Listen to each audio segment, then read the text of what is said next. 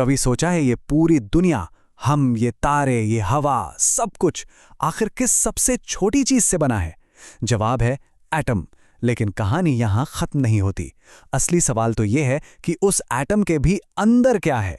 चलिए आज इसी छोटी सी रहस्यमयी दुनिया की गहराई में उतरते हैं। तो हमारा ये जो सफर है ना, ये एक बहुत ही पुराने और कह सकते हैं गहरे सवाल से शुरू होता है। एक ऐसा सवाल जिसने हजारों सालों से बड़े बड़े थिंकर्स और साइंटिस्ट को परेशान किया है कि आखिर ये सब कुछ बना तो बना किस चीज से है। देखिए, इस सवाल का पहला साइंटिफिक जवाब देने की कोशिश की जॉन डाल्टन ने।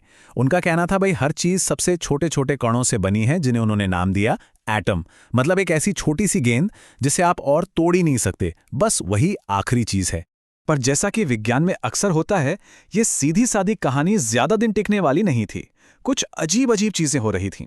जैसे कभी कंघी को बालों में रगड़कर कागज के टुकड़े उठाए हैं, बस वही स्टैटिक इलेक्ट्रिसिटी।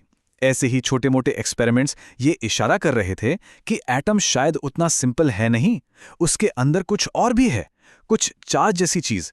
और बस यहीं से एटम के अंदर झांकने की एक जबरदस्त दौड़ शुरू हो गई।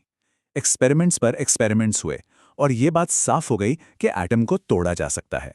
उसके अंदर छोटे छोटे चार्ज्ड पार्टिकल्स छिपे हुए हैं। ये सब शुरू हुआ एक डिस्चार्ज ट्यूब एक्सपेरिमेंट से।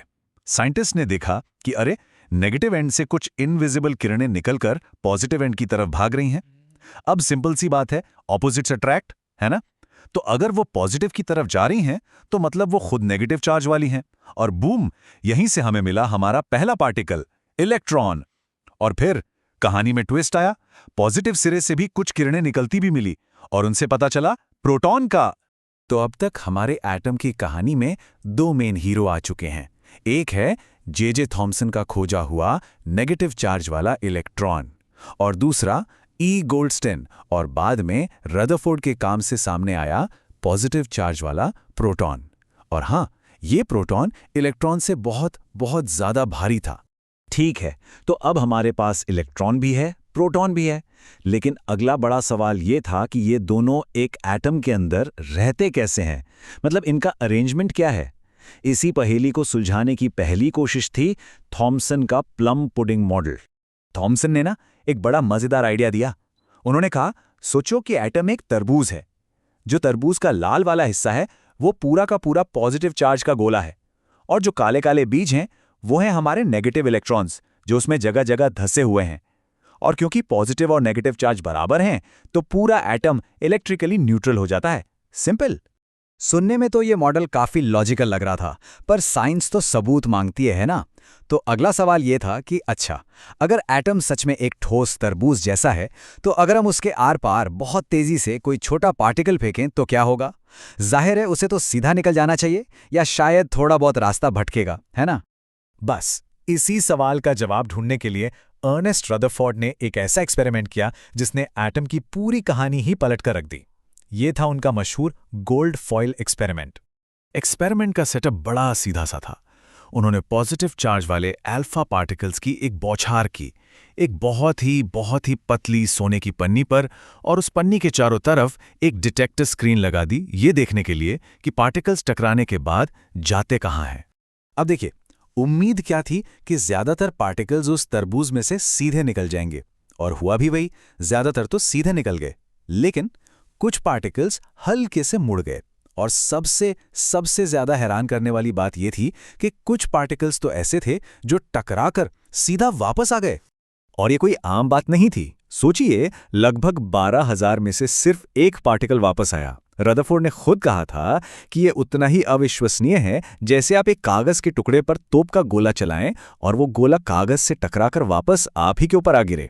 मतलब ये तो नामुमकिन जैसा था।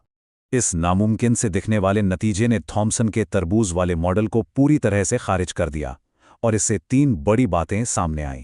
पहली, एटम का ज्यादातर हिस्सा एकदम खाली है। दूसरी, एटम का सारा पॉजिटिव चार्ज और लगभग सारा वजन उसके सेंटर में एक बहुत ही छोटी सी जगह पर इकट्ठा है, जिसे नाम दिया गया न्यूक्लियस। और तीसरी बात, जो नेगेटिव इलेक्ट्रॉन्स हैं वो इस न्यूक्लियस से बहुत दूर इसके चक्कर लगा रहे हैं। वाह, तो अब हमारे पास एक छोटा सा सोलर सिस्टम जैसा मॉडल था, लेकिन इसमें भी एक बहुत बड़ी प्रॉब्लम थी। फिजिक्स का एक सीधा सा नियम है कि ऑपोजिट्स अट्रैक्ट। तो फिर वो नेगेटिव इलेक्ट्रॉन्स घूमते घूमते पॉजिटिव न्यूक्लियस की तरफ खिंचकर उसमें गिर क्यों नहीं जाता? अगर ऐसा होता तो एटम तो 1 सेकंड में खत्म हो जाता। अब एटम के स्टेबिलिटी क्राइसिस को कौन सुलझाएगा? यहां एंट्री होती है रदरफोर्ड के ही एक स्टूडेंट नील्स बोर की, और उन्होंने इस प्रॉब्लम का एक बहुत ही ब्रिलियंट सॉल्यूशन दिया। बोर का आइडिया बहुत कमाल का था। उन्होंने कहा इलेक्ट्रॉन ऐसे ही कहीं भी नहीं घूम सकते, उनके घूमने के लिए फिक्स्ड रास्ते हैं, फिक्स्ड एनर्जी लेवल्स हैं, जिन्हें शेल्स या ऑर्बिट्स कहा जाता है। बिल्कुल वैसे ही जैसे हमारे सोलर सिस्टम में सारे प्लैनेट्स सूरज के चारों ओर अपने अपने फिक्स्ड रास्ते पर ही घूमते हैं। और इसी आइडिया ने सारी प्रॉब्लम सॉल्व कर दी। बोर के मॉडल के कुछ सिंपल से नियम थे। पहला, इलेक्ट्रॉन सिर्फ कुछ खास स्पेशल ऑर्बिट्स में ही घूम सकते हैं। दूसरा, और ये सबसे जरूरी है, कि जब तक इलेक्ट्रॉन अपने ऑर्बिट में है वो कोई एनर्जी लूज नहीं करता, और अगर एनर्जी लूज नहीं होगी तो वो न्यूक्लियस में गिरेगा भी नहीं। इन ऑर्बिट्स को नाम दिए गए K, L, M, N and so on. चलिए, तो अब हमें एटम का एक स्टेबल मॉडल मिल गया है। अब आते हैं सबसे प्रैक्टिकल और इंपॉर्टेंट हिस्से पर। इन शेल्स में इलेक्ट्रॉन्स को भरा कैसे जाता है? यकीन मानिए, ये केमिस्ट्री की बिल्कुल बुनियाद है और एग्जाम्स में इस पर सवाल आते ही आते हैं। इन इलेक्ट्रॉन्स को भरने का एक बहुत ही सिंपल सा फॉर्मूला है, 2n²। यहाँ n है शेल का नंबर, तो पहले शेल K शेल के लिए n होगा 1, तो 2 × 1 का स्क्वायर, यानी उसमें मैक्सिमम 2 इलेक्ट्रॉन्स आ सकते हैं। दूसरे शेल L शेल के लिए n2, तो उसमें मैक्सिमम 8 इलेक्ट्रॉन आएंगे। तीसरे में 18, और ऐसे ही ये चलता रहता है। इसको एक एग्जाम्पल से समझते हैं।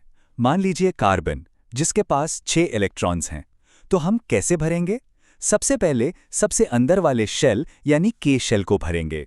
उसकी कैपेसिटी है 2 इलेक्ट्रॉन्स की, तो 2 वहां चले गए। अब 6 में से 2 गए, बचे कितने? 4। ये बचे हुए 4 इलेक्ट्रॉन जाएंगे अगले शेल L शेल में। तो कार्बन का इलेक्ट्रॉनिक कॉन्फ़िगरेशन क्या हुआ? सिंपल, 2,4। और दोस्तों, ये जो इलेक्ट्रॉनिक कॉन्फ़िगरेशन है ना, ये किसी भी एलिमेंट की पहचान है, उसका पूरा का पूरा ब्लूप्रिंट है। इसी से तय होता है कि कोई एलिमेंट कैसा बिहेव करेगा, वो दूसरे एटम्स के साथ रिएक्ट करेगा या नहीं करेगा, वो मेटल होगा या नॉन मेटल। असल में पूरी केमिस्ट्री का खेल बस इन्हीं इलेक्ट्रॉन्स के अरेंजमेंट पर टिका है।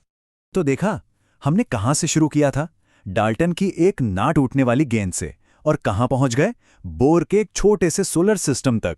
ये विज्ञान का सफर ही ऐसा है, जहां हर नया मॉडल पिछले वाले की कमियों को दूर करके हमें हकीकत के और भी करीब ले आता है। बोर का मॉडल शानदार था, उसने हमें एक स्टेबल एटम दे दिया, लेकिन क्या यही पूरी कहानी है? क्या एटम की असली और थोड़ी अजीब सी प्रकृति यही है, या फिर इसके आगे भी कोई गहरा राज है जिसे सुलझाना अभी बाकी है? एक ऐसी दुनिया जहां नियम कुछ और ही